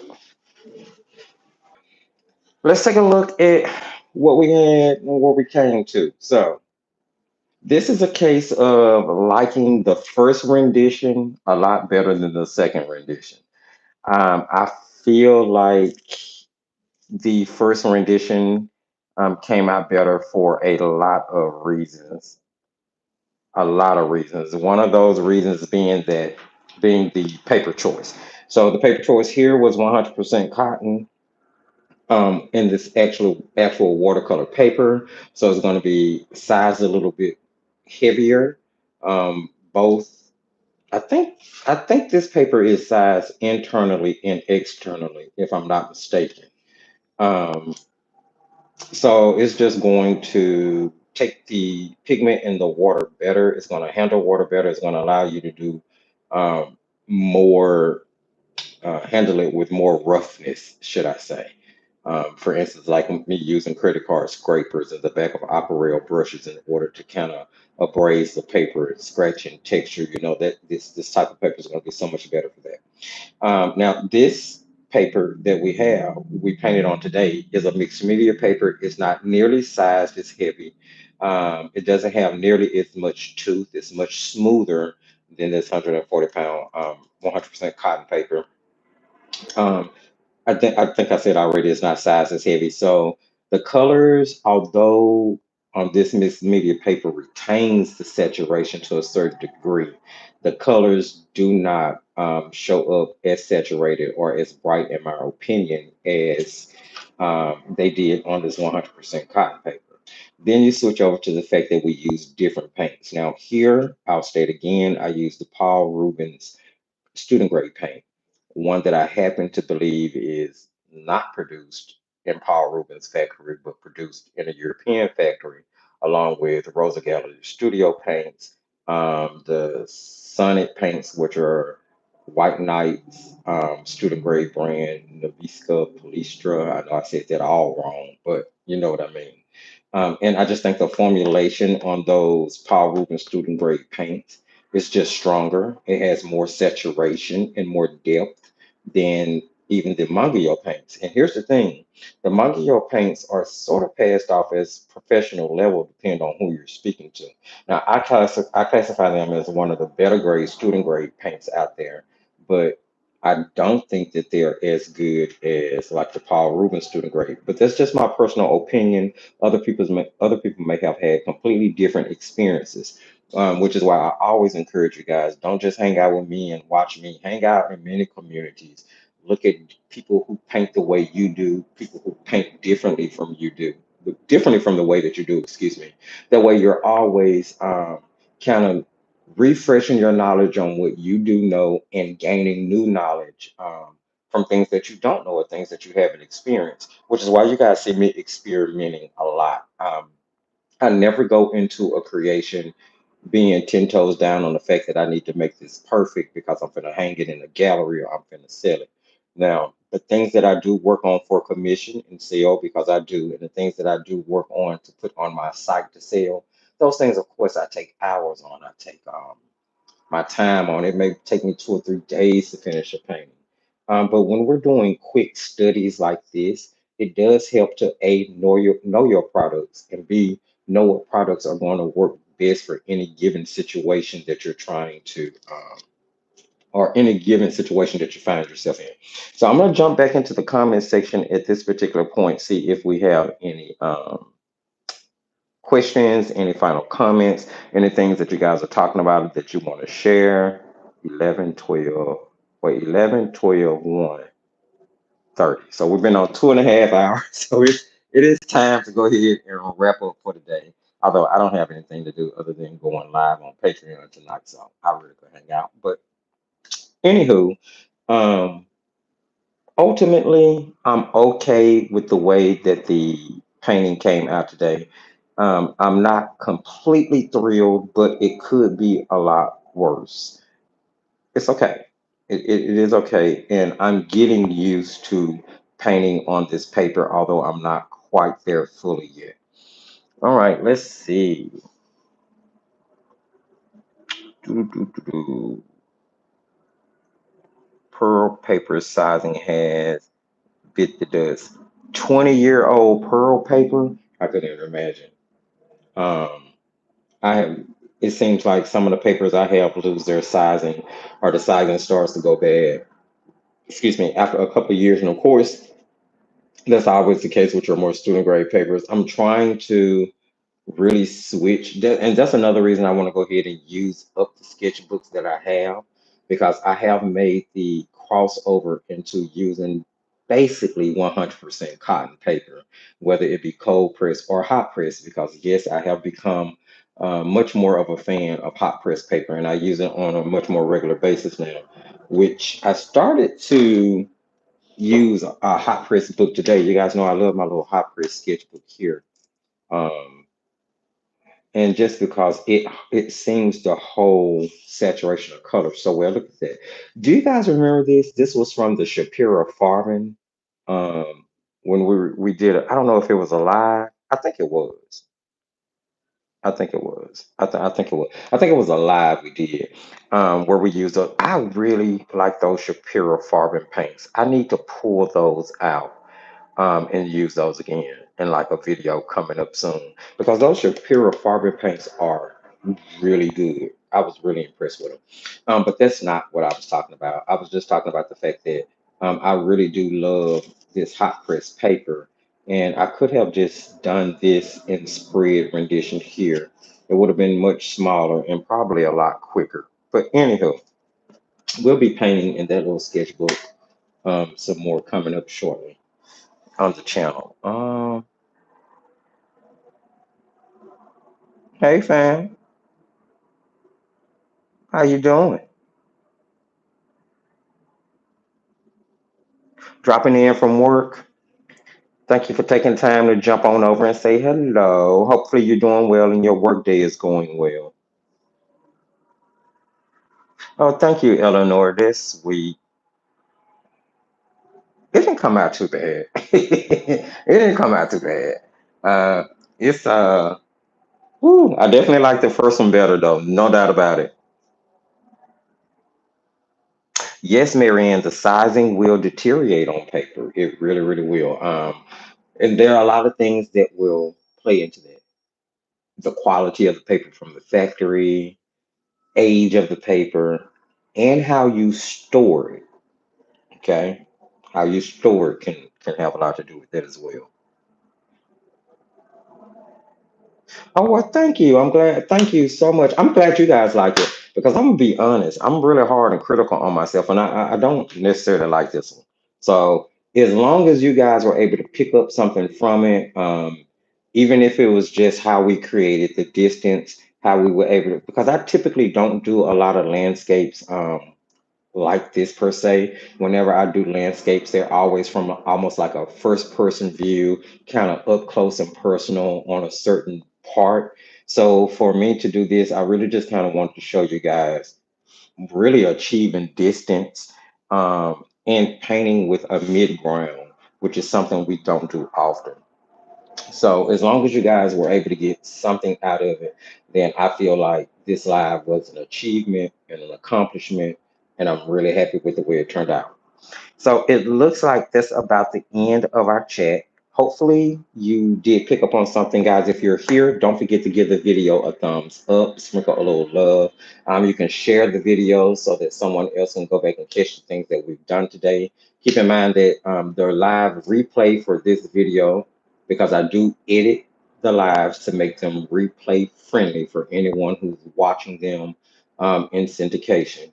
So the replay live will be, I'll do the editing tomorrow. So hopefully by tomorrow evening, no longer than 48 hours, that live replay with all of the information in the video description for this video will be up.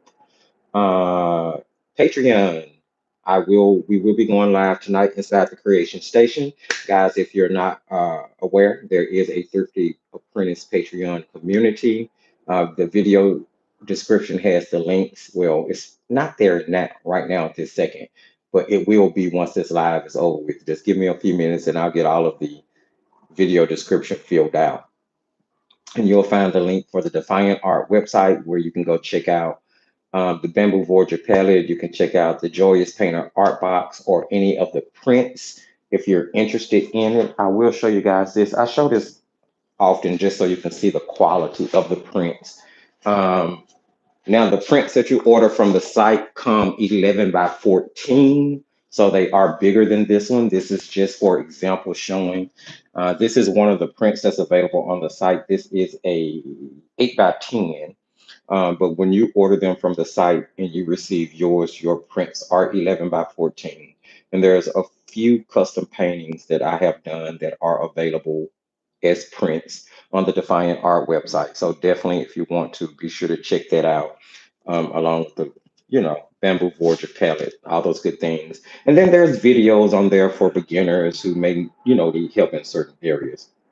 And then there will also be the link for the Thrifty Apprentice Patreon community. Now there's a free area where you kind of get to look around and see things that have been painted.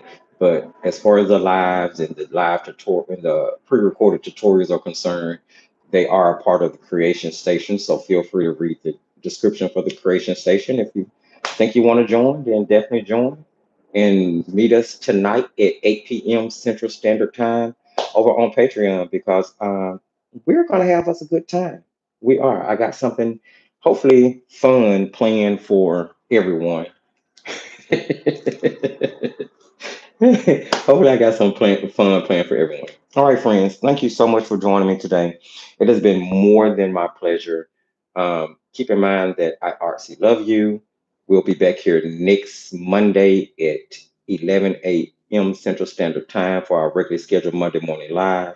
And this Wednesday coming up will be the release of the pre recorded video where we will be doing the review on the Schminka Academy Aquarelle Student Grade Paints. Um, yeah, and hopefully I got a lot of good information packed in there for you. Go out, enjoy the rest of your day. Be safe, enjoy your week. Don't work too hard. Find a way to relieve the stress of the world. And remember, as I tell you at the end of every single video, just keep creating.